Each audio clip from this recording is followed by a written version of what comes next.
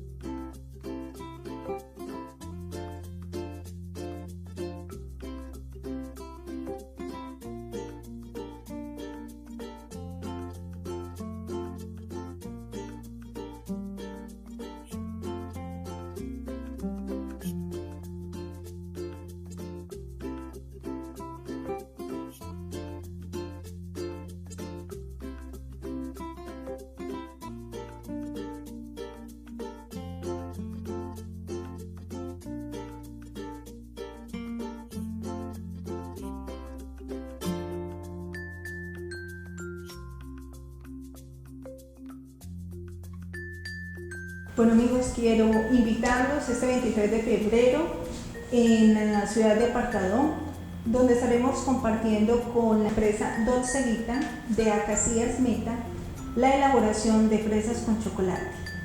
No olvides seguirnos en nuestras redes sociales, nos encuentras como Kriss.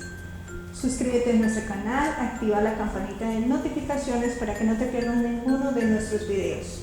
Un saludo muy especial, chao chao, hasta la próxima.